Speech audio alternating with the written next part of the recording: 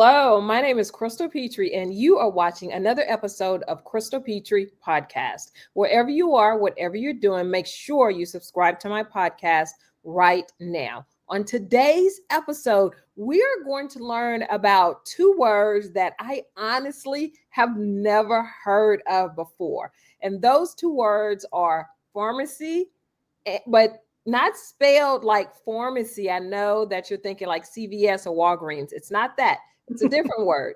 And food advocacy. Yes, never heard of either one of these words. And here to educate me and you, we have Jen Maffett. So how are you, Jen? I'm good. How are you? I'm good. I'm good. Where in the world are you today, Miss Jen? I am located in Maine, um, and I live pretty much on the most easternmost part of the country. So I see sunrise a lot earlier than some people. Okay. Well, that's a good little nugget to know. So, Jen, like I was stating, when we were talking and emailing back and forth, you emailed and stated these words pharmacy, but it's spelled FARM. Is it ACY? And food advocacy, which I Real was food, like, real I, food advocacy. yeah, I'm Not like, just food advocacy, but real food. real food advocacy, and we're going to get into that, the difference between the two. So my first question for you, obviously, Jen, what is real food advocacy and how does it differ from processed food? So, real food, simply put, is food that's closest to the form that nature delivers it to us. Um, you I mean, and it's, as little processing as possible. Now, of course, you're going to cook food and that's processing, but there's just basic cooking and then there's adding a whole bunch of things you don't need. And so you can think of a potato. You can simply harvest a potato, wash it, and roast it and eat it. And it's filled with buckets of nutrition. Or you can go get some French fries from a fast food place and it's just a whole lot of nothing with some fat. So, real food advocacy is advocating for eating of more real foods, and it's food is there's a lot of food out there that's masquerading as food. Um, it's providing not much nutrition, um, and it may even harm you, and that's what you don't want to eat. What are some examples of real of food masquerading as real food, which I haven't heard that before either. I'm learning so much from this podcast already. Well, it's stuff that fills you up. I mean, obvious examples are things that are actually even banned in other countries. Fruit Loops, for example.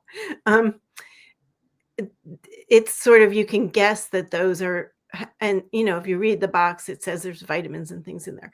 But um, another thing is things that are processed a lot. So processed cheese, like real cheese has all kinds of beneficial, um, not only bacteria, but it's fermented and it's aged and it is has bacteria from really baby cow stomachs is traditional cheese, or baby goat stomachs, and that helps people digest the food, which helps the calcium. I mean, without all that happening to the dairy product, it may say there's this X amount of calcium in there on the nutrition label, but your body can't process it. So it's not coming in the right form. So um is that enough examples? Yes, yes, that's perfect. Um, Now, let me just put out our disclaimer here, Jen. Neither one of us are doctors here. So if you are listening, if you are watching, please make sure you do your own research on this information. Consult your doctors if you feel the need to. We are not doctors here. We are simply giving informational and educational topics about this. I didn't realize one of the things that I did not realize until President Barack Obama was in office and his wife, Michelle Obama, took on the concept of healthy eating, basically, just to kind of overall it healthy eating. And one of the things that she pointed out was healthy food, like what you're talking about, Jen, real food that comes from the earth, as is like potatoes or hopefully broccoli, things like that, are much more expensive than the processed foods like the Fruit Loops and these and French fries. And she said it was because the industry wants people to eat the processed foods more than the healthy food. So that's why a bottle of water is $3, but soda is 99 cents all day. She, I don't know if I have this exactly right, but she Mhm. said, um, good food is one of the 5 pillars of fighting obesity, and obesity is one of the major sources of chronic disease in the nation. Yes. Um, it it's ex it's can be good food can be more expensive, real food, but it doesn't have to be. The and Correct. I that's a point I would like to stress. I mean, if you can buy a bag of potato, and I will bring up potatoes a lot because it's a very common thing for people to want to eat in different forms. But you can buy a bag of potatoes for say $3 to $4. You can plant a piece of potato and you end up with 10 potatoes. You can um and you compare that to going to a fast food place and buying french fries again, and you add up the pluses and minuses, and it it's not necessarily more expensive. When you get into meats, it's kinda crazy. That is and there's reasons for that. It's, organic, various forms of grass-fed meats and, free-range meats. It takes a lot to, um, feed and take care of an animal, and the expense is something you can't avoid. Correct. Correct. Why, Jen, is access to real whole food a social justice issue?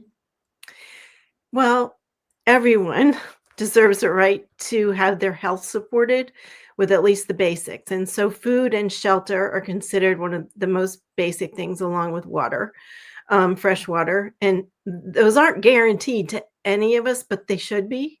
Um, Correct.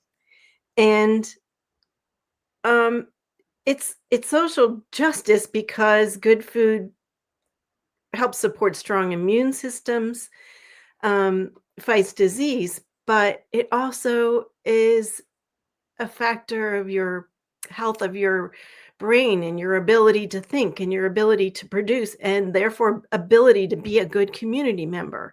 You need to nourish yourself to be able to provide. It's a put the oxygen mask on yourself before you put it on the person next to you. You can't provide and contribute to society and to help others if you're not well nourished.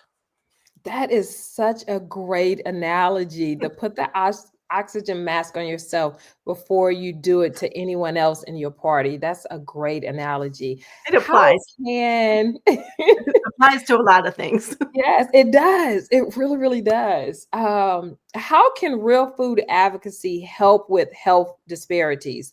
I know, a couple of things that you were talking about earlier was obesity in our country, as well as like chronic illnesses and chronic diseases. A lot of that stems from the processed foods.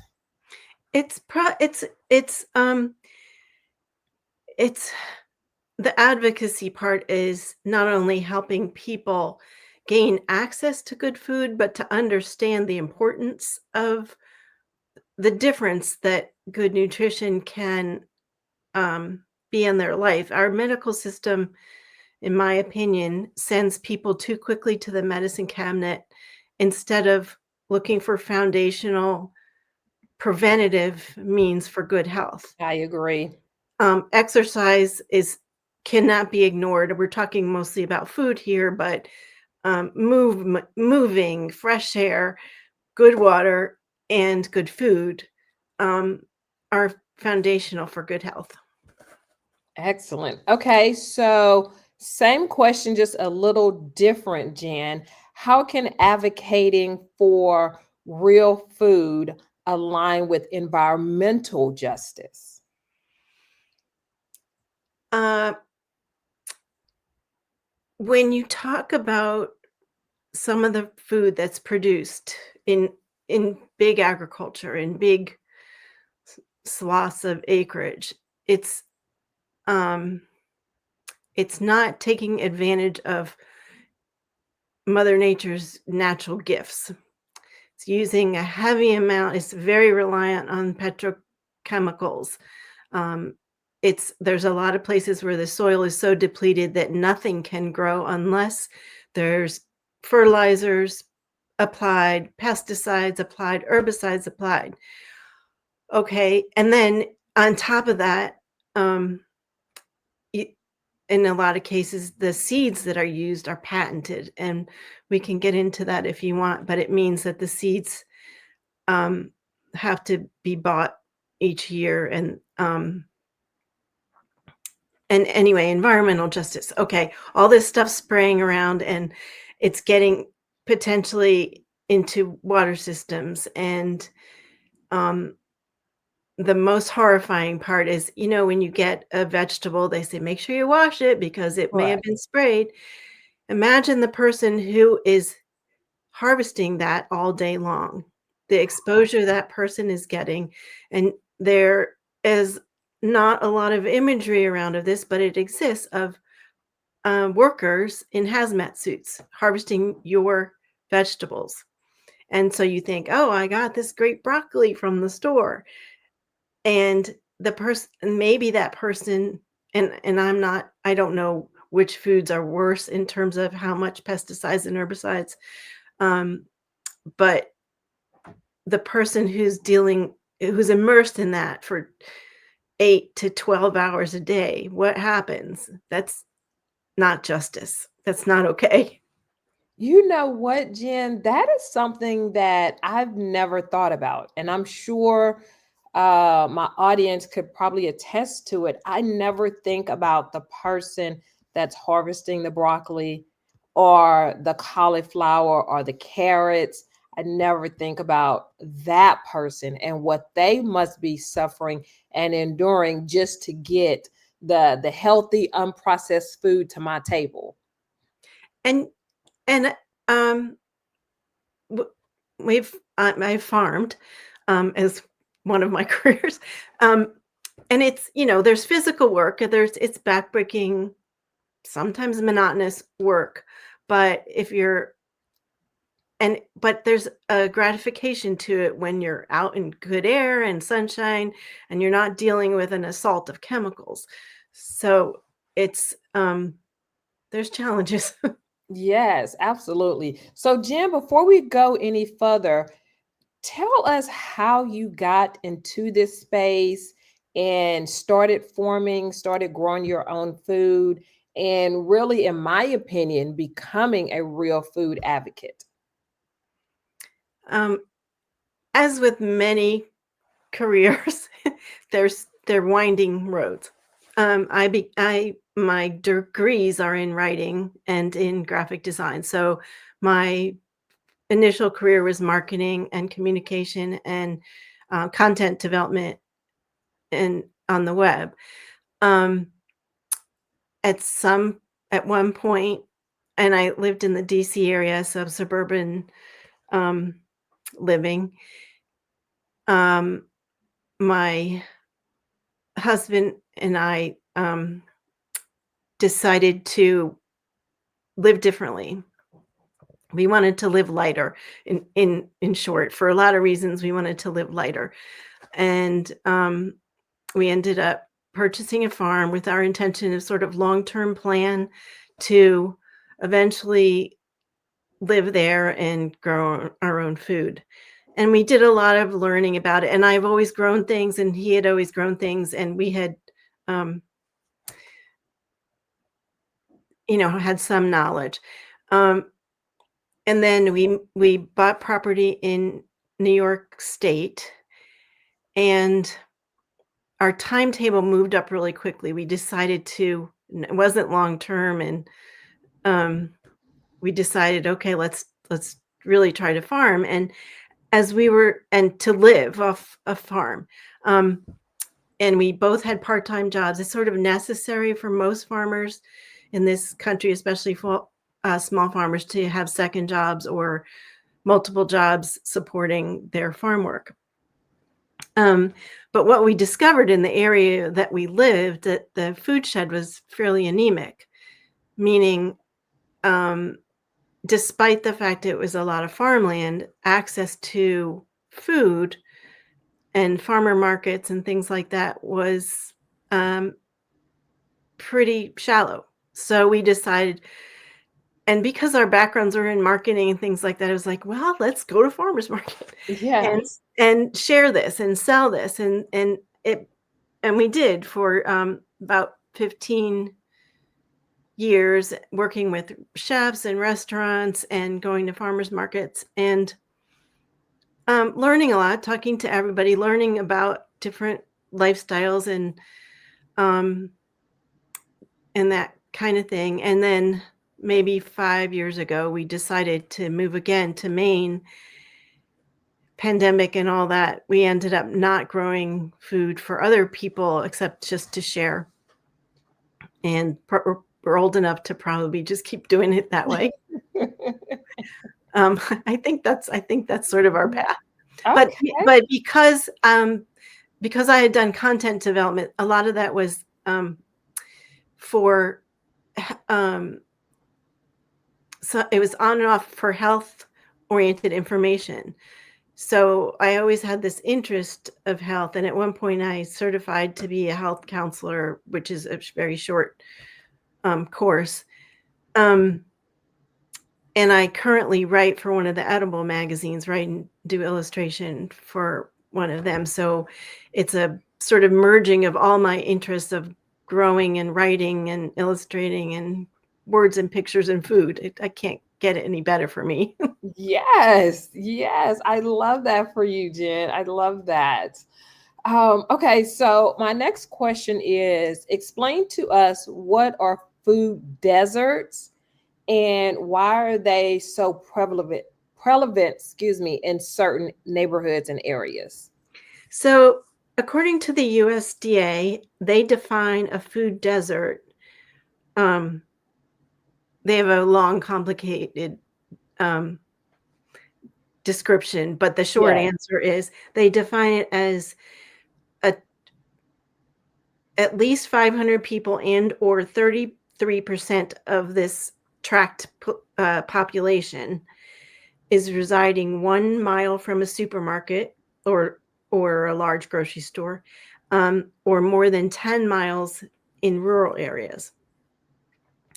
And what tends to correlate is when there's low access to food, there's low access to lots of stuff, including healthcare, transportation, banks, um, you know, some what would consider basic needs. And it's a surprising, um, I guess it was surprising to me because I didn't ever think about it. Um, you could be in the middle of farmland and it could be a food desert because it's a you know a bigger deal to get to food. And um, that's what I was thinking about when you were talking about that, when you and your husband purchased that farmland, and you were saying that the access wasn't there, which is weird because you're like on the farm, in the middle of a farm. So, but yeah, I was thinking about that. Sounds like that was a food desert. yes, I mean, it would have been qualified as it. And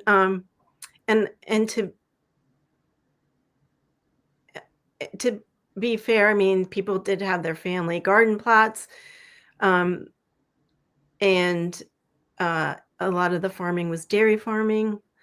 Um, but to get to a grocery store, not necessarily even a great quality grocery store, was probably, um, I want to say at least like 20 minutes, half an hour away.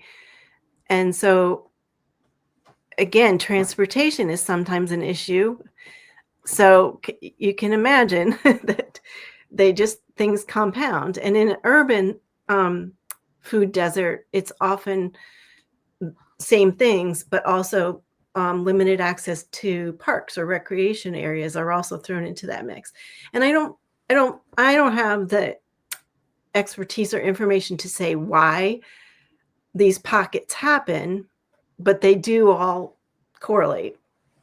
Right, right. And it seems to me, just thinking about what you were saying, Jen, is if there's a food desert, then there's other deserts. There's transportation deserts that follow that. There's healthcare deserts that follow that. So it's not just the single issue of food deserts, it's all of the other things that come along with that. Yeah. Wow. Okay. How does fast food play in the diet of people in the communities that live in food deserts? Well, it tends to be um, that there it's more readily available. Mhm. Not necessarily, but it tends to be. But unfortunately, fast food tends to contribute to both cycles of poverty and obesity, and um, because it when you break it down, it tends to be more expensive day after day. Um, when when we lived in New York, I worked on an obesity task force. Our county was probably one of the had the highest incidences one of the highest incidences in the country.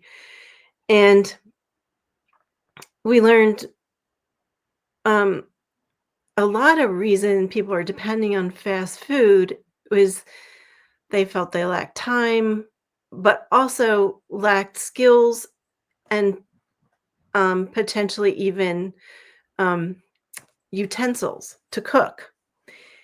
And it's when you're tend to be pressed on all sides, people don't necessarily prioritize food. They're going to choose what's easy and fast and comforting. And um, fast food tends to check those boxes. Fast food checks all those boxes. All those boxes. How can community members advocate, become real food advocates for their communities and for their neighborhoods? Well, it's a tough one because to get a grocery store or a farmer's market to come to a neighborhood, there needs to be a customer base to support it, Hmm. um, or evidence that there's a potential customer base.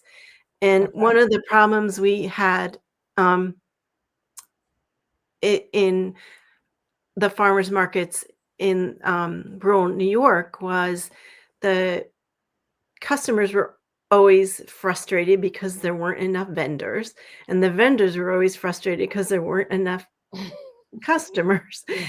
And um, it just becomes a tough circle. And so the similar thing would happen in in a neighborhood where a store is thinking about coming. Very few people, or I'm not sure, but a lot of people or companies won't open a store unless they have good evidence that the products are going to be supported. It's a it's an undertaking, but there's also community gardens, buying clubs, things like that. Buying clubs do everything from getting a van to go to a place to pick up food from where it comes and then distribute it. There's companies that do that. They'll take orders from people and then deliver it. There was a guy in New York who he ranged through 3 or 4 counties and worked with, I think, a lot of farmers, 40 to 50 farmers, and had delivery spots around the area. So he would do all the organizing and collecting of orders and then deliver it to hubs. It can happen. It takes a lot of organization. Community gardens can happen. You see community gardens in a lot of cities where enterprising, wonderful soul will find an empty lot and then be able to make it happen. Again, it takes a lot of commitment. It takes good dirt, Yeah. but it can happen. And so as most things, joining together as a community, you can make some changes. Right. And I'm just going to say what I feel like everyone is thinking, Jen. That sounds like a lot of work and a lot of effort. It But is. It is. yeah, yeah, it sounds like a lot of work and a lot of effort. But I will say this on the back end of that, anything that's worth some effort is definitely worth some time. And I feel like it's beneficial. And it's amazing how gratifying it can be once you get it going. I know it's like just with the issue, you need good dirt. So somebody has to haul that dirt physically and create spaces for that dirt to grow things.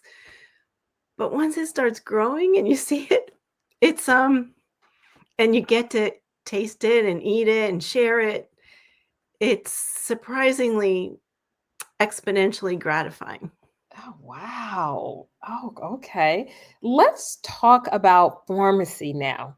A word that you introduced to me that I was not familiar with. And I'm not talking about pharmacy as in CVS or Walgreens. I'm talking about pharmacy spelled FARMACY, meaning food as medicine. Food as medicine. So, Jen, what does pharmacy mean? And how does it relate to the idea of food as medicine? So I want to be a little careful here. And but anyway, I think it's a fun word. It It means is. it's getting health supplied to you, not from a store like CVS, but health is coming to you through the art of farming or foraging in some cases. And why I want to be careful is I don't really have any expertise in medicinals. I Okay. think you need people who want to dabble in that or want to try it, need really good training. As an example, it- valerian, if you're familiar with that, or St. John's wort, it grows wild around here. It's very accessible. What I is don't, that? I'm not familiar. Valer, St. John's wort is considered a good thing to help with depression or anxiety. Okay. Valerian is a helps you relax. It's in like some even pet stores sell it to help like dogs deal with And these thunderstorms. are plants that are just naturally grown. Yes. Okay. Echinacea, I don't know if you've maybe heard of that. That's I people use. haven't. Okay. These are all things that I don't mess with in terms of the types of things I won't mess with because the dosages are, I think, something. And I know people who feel more comfortable than I do, but I'm conservative where this is. Um, it's this various things will affect the actual dosage, and Okay. that and so you need to understand that and have knowledge of that. Okay. Um, so there's amazing things out there. There's a lot of So there's a weed called chickweed and a flower called calendula. Both of those are used in salves and ointments. You're not going to put anybody to sleep with those. So and so I consider those as also pharmacy. But I consider basically all food Mhm. to be a factor. And so I kind of like to use that term broadly. And there's things like in very traditional foods like um, cinnamon has been eaten for thousands of years Now and I have heard of cinnamon. um, cinnamon and fennel and oregano, things like that show up and turmeric show up over and over again, and just even pepper. And they all have impacts on your health. And cinnamon has been shown in some studies to lower blood pressure, to help, it helps metabolize, it helps your insulin metabolize sugar. Oregano, and other herbs like sage and stuff like that is anti antiseptic, antifungal, antibacterial. There's all these just things that you just eat and maybe don't know that they're also doing good things for you. People use oregano oil and salves topically. Obviously, you want it in your spaghetti sauce. It's just there's and maybe I don't know, maybe you've gone to an Indian restaurant and seen a little dish of fennel seeds to take as you leave. Well, fennel is a great digestive. It helps you digest food. And so sometimes you'll see them, they're they're like covered in sugar and they're like little mints as you leave. There's a reason for all these things. There's a reason. Um, I know I'm going off deep ends here, but No, you're doing great. there's a reason you put, for example, a bay leaf in things because it can help digestion and things like that. These little things that are in recipes, there's reasons they're in there, not only just for taste. And that's what I was thinking, Jen. I'm gonna be honest. I'm thinking the cinnamons, the fennel seeds, the bay leaves, like you put that in your food just to add taste and flavor and a depth of seasoning to the food, not thinking that they also have like healthcare aspects to them. Okay. So, how can eating real food, speaking of healthcare, how can eating real food act as prevention when it comes to healthcare? Um, it's sort of, well, sort of the I have some stats of, they're older stats, but um, uh, uh, the increase in obesity in our country from 1962 to 2008 went from 13% to 34%. Type 2 diabetes went from 2.5% in 1980 to 6.9% in 2010. Hypertension or high blood pressure increased 30% between 1997 and 2009. And it correlates with um, it correlates with a lot of things, but food is a factor. Um, it goes back to creating a good foundation. And if you're supporting your immune system, you're supporting your gut health. Your gut health is how your body absorbs the nutrients that you eat. And if your gut isn't healthy, it doesn't go where it's supposed to go, the nutrition that you put in it. So it's to me an obvious form of prevention is to provide this good foundation by, and I'm not a purist. I you know don't eat raw foods all the time. A lot of people who advocate eating real food or whole food also advocate plant-based only diets. Um, I think that's asking a lot of people sometimes.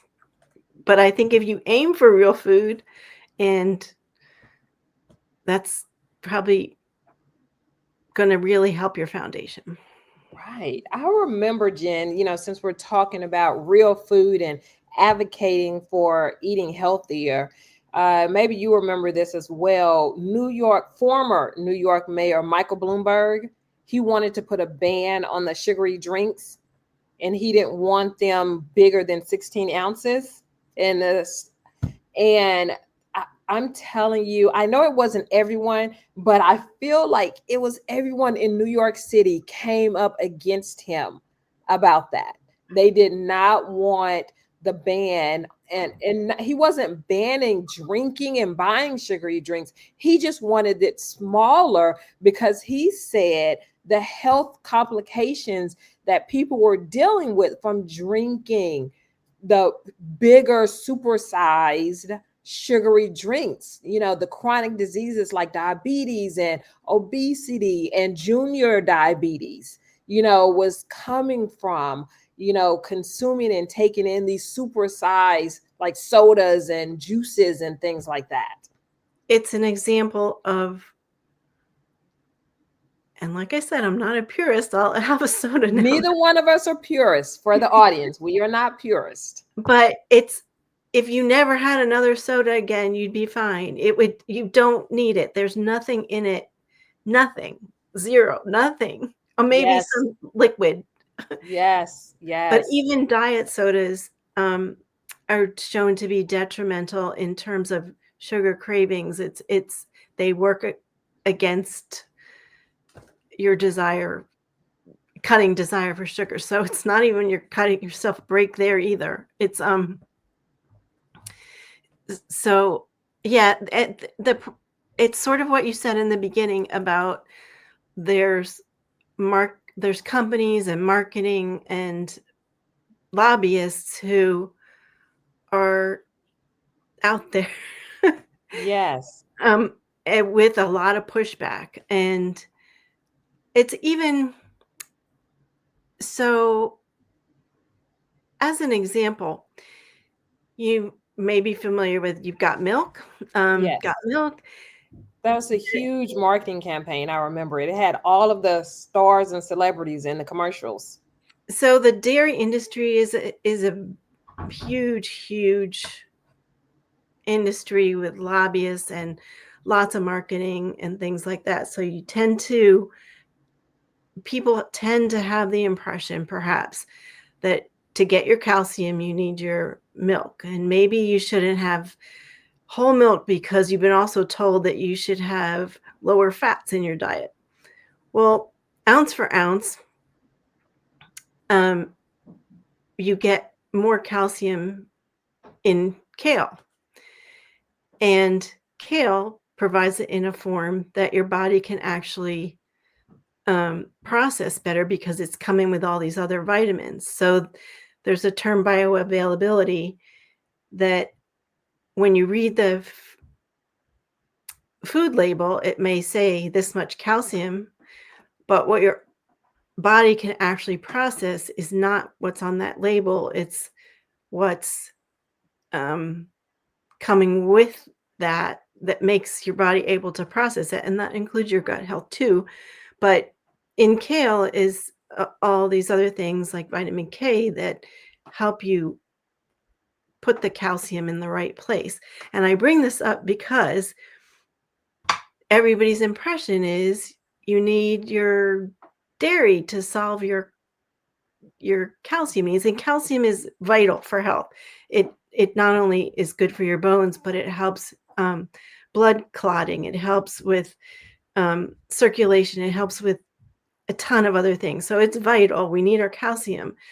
But the marketing behind the dairy industry makes you think that's where you get it. But can you imagine the marketing behind basically the soda industry is Yes. working even harder. Yes, it is. Yes, it is. And just for those, if you had never heard about the ban that former New York Mayor Michael Bloomberg was trying to get passed, he did not get it passed. The people of New York came against that in droves, and a judge struck it down. So the people of New York are able to consume their super large things of sugary drinks. But to piggyback on that, Jen, how does people's cultural ideas help or hurt when it comes to eating real food or eating processed food? Um, well, I think that gets into the pharmacy a little bit too. It's just Mhm. certain, and also non-Western medicine. I mean, different cultures are more accepting of things of um, of prevention strategies or different um, treatment of symptoms. I mean, there's you may have heard, like in Chinese medicine, you may besides acupuncture, you may get a herbal remedy that you might not get from a traditional Western doctor. Um, but also in New York, we were neighbors with Mennonites and Amish, and they're more apt to be eating um, out of the field, but also remedies, um, homemade remedies, or foraging and things like that. Um, Culture's a big part of it. I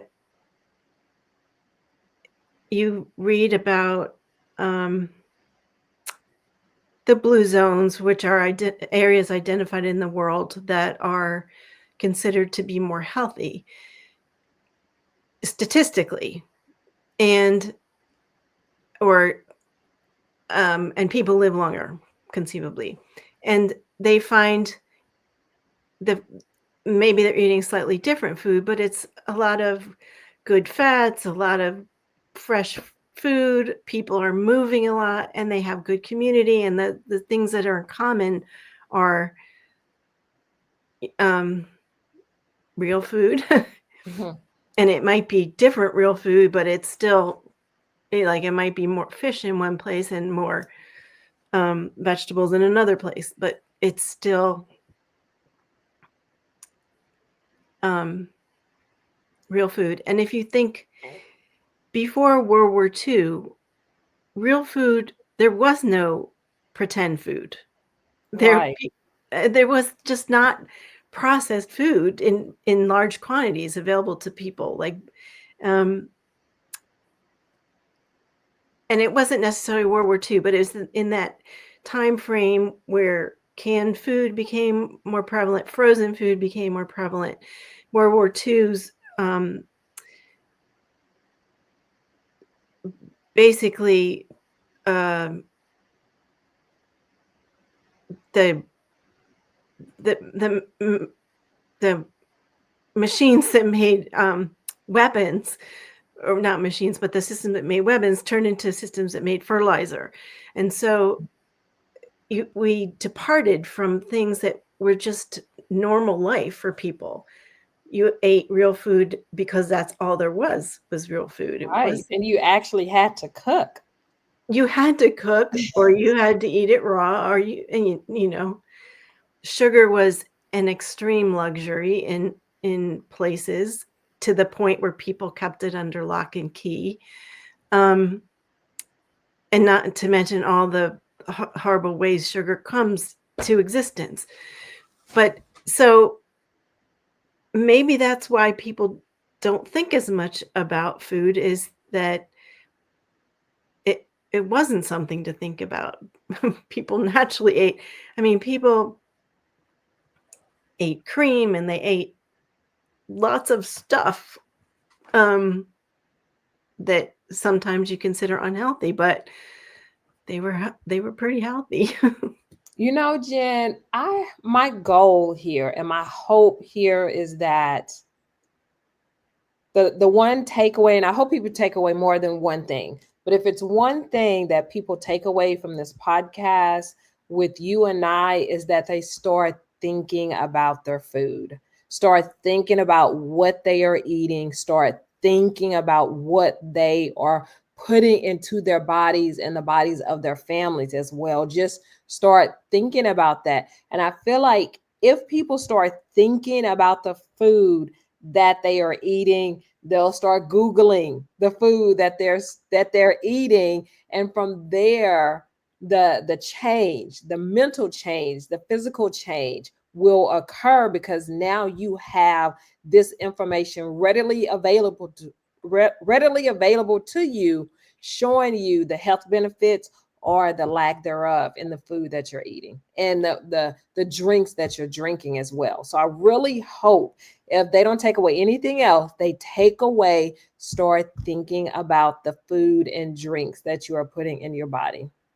There's a I agree with you totally. I think the thing is just awareness. If you Mhm. It's awareness and asking questions.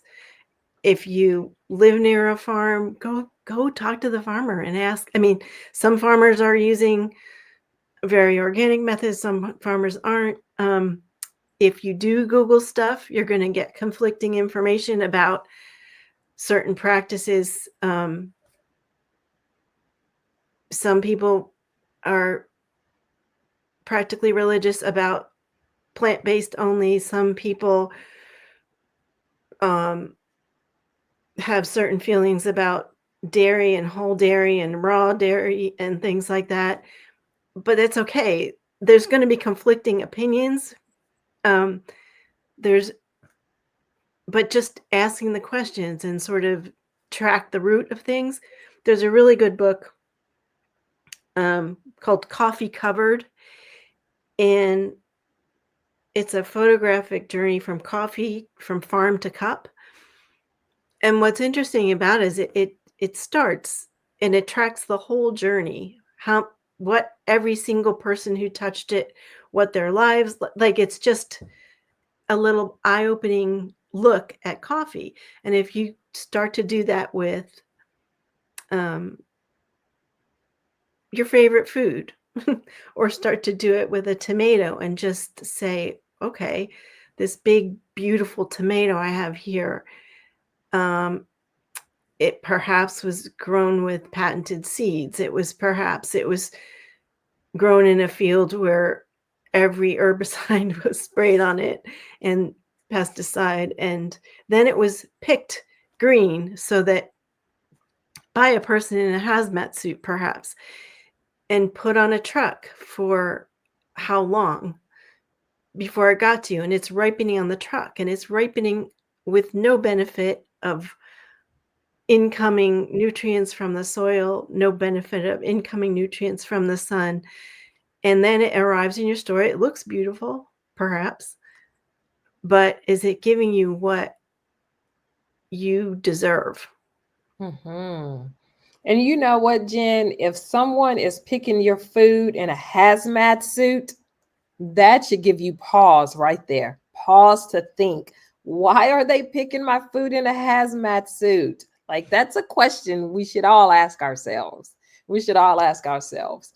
Let's talk about growing our own food. We've talked about extensively the health benefits of eating real food and trying to eat food as it came from the earth, as God intended. So, what are container gardening, and can that be a solution for people who's wanting to, at least start growing their own food? I would definitely do that.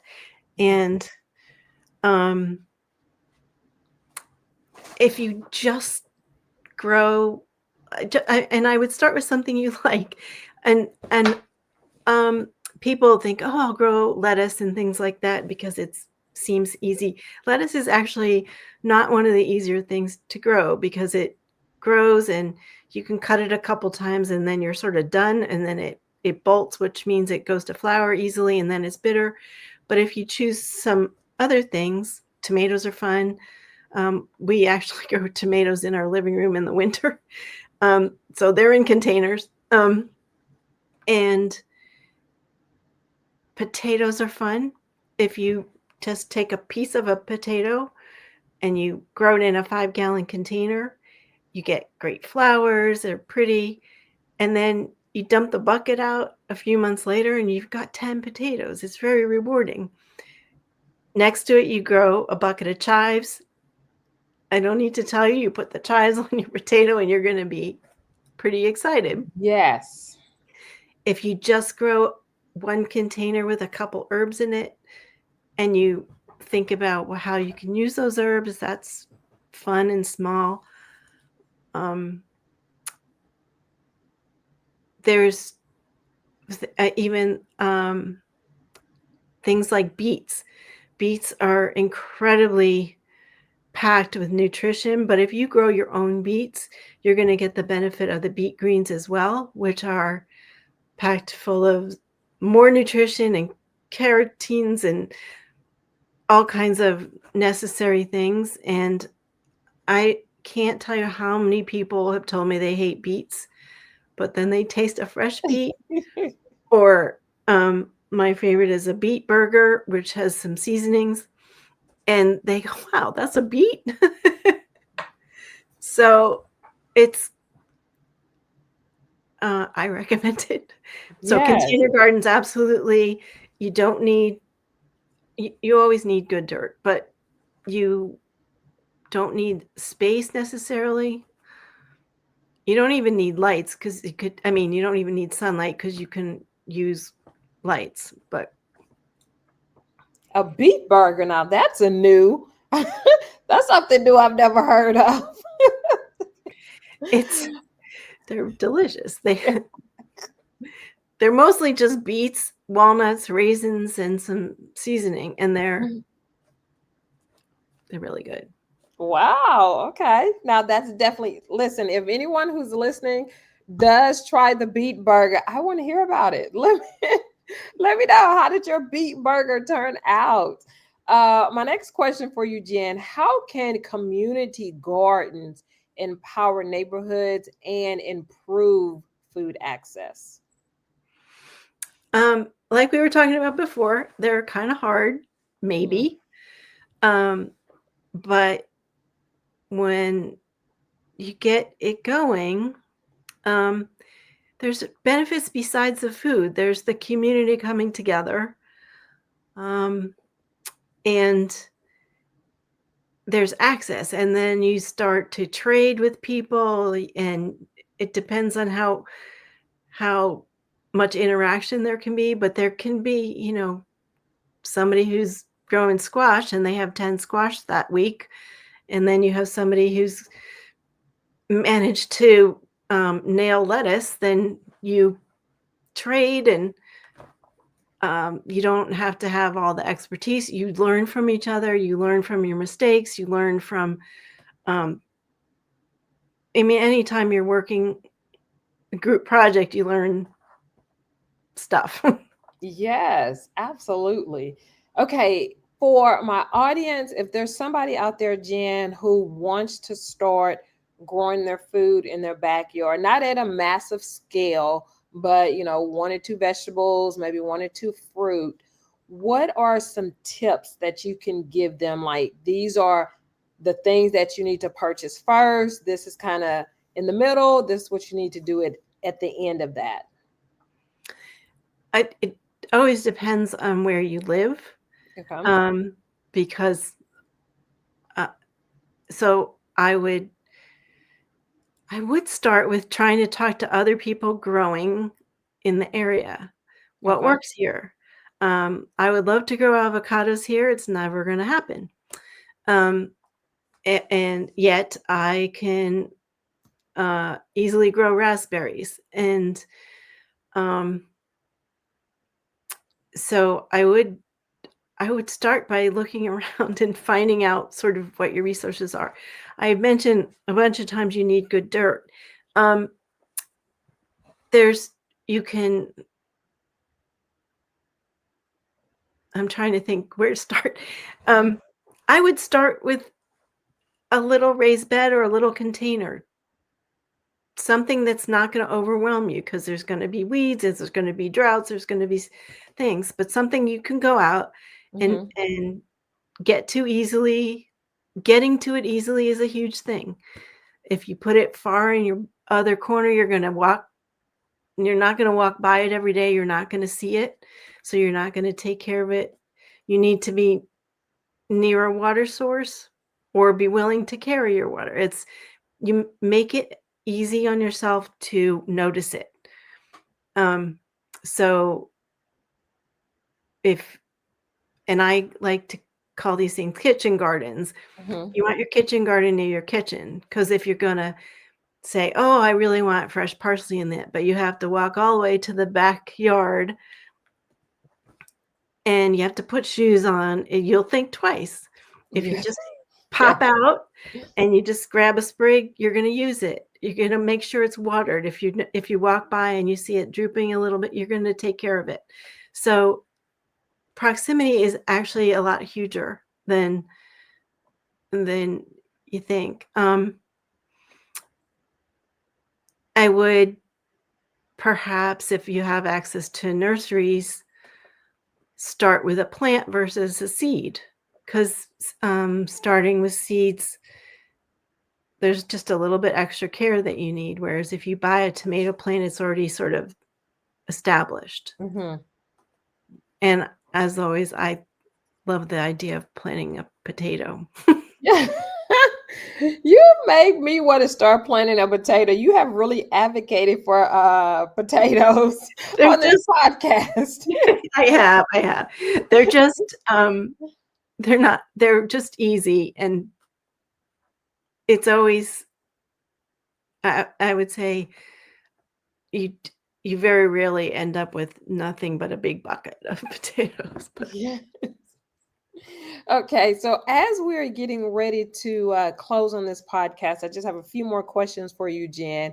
How can we get the younger generation excited and involved with growing real food?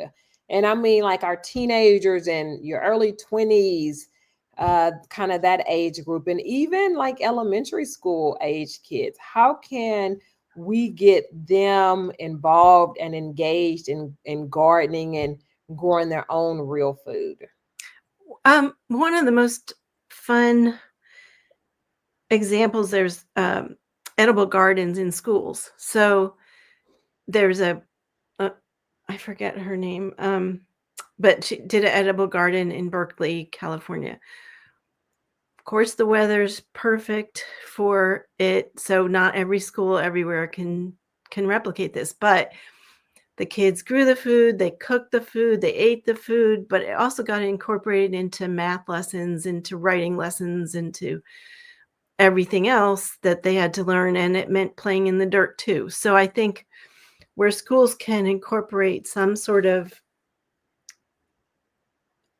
growing opportunities, I think that's great.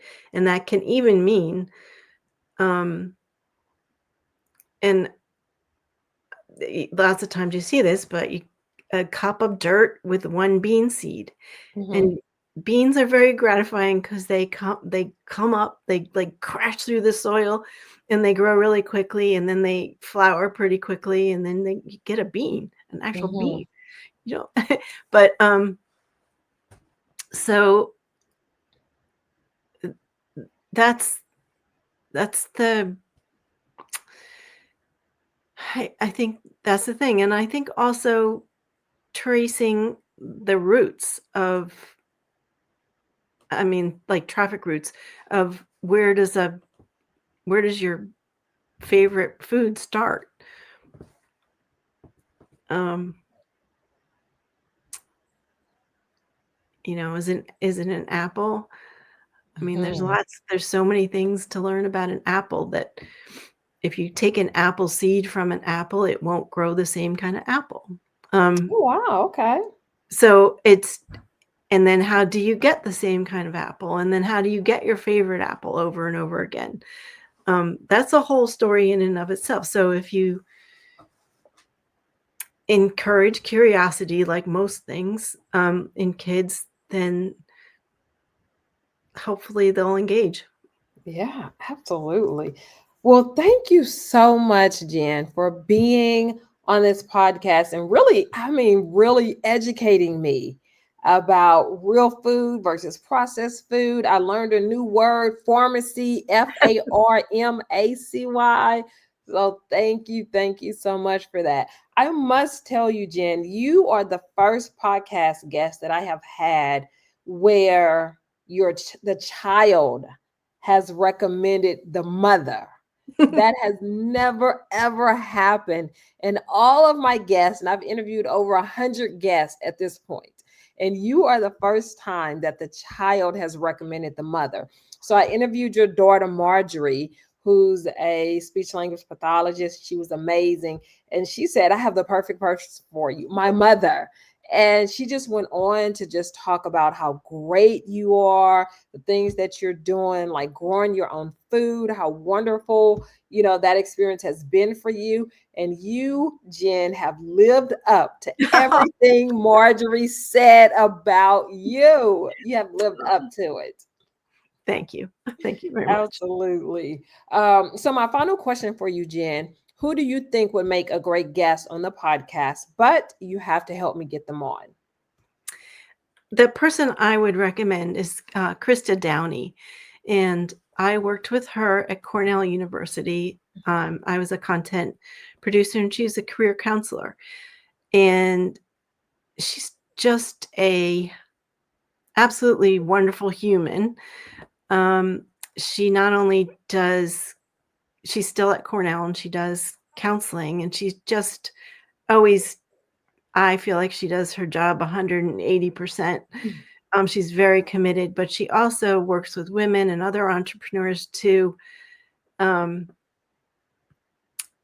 to help them. And she's a wonderful connector and networker and just an enthusiastic person. And I don't talk to her often, but we connect once in a while. And she's one of these people in the world that I just appreciate.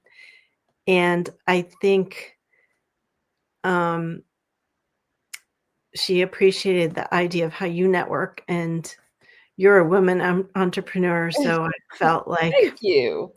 um, you are go-getters, both of you, and perhaps you should meet. I love it. And I have reached out to her and I'm just waiting to hear back from her. But I'm excited to learn from her. I'm so excited to learn from her, how she encourages people to go after their dreams and go after their visions through networking and other things. So thank you for that referral. You're welcome, and thank you for spending the time today. Absolutely. Thank you so much for saying yes. The power of yes. The power of yes.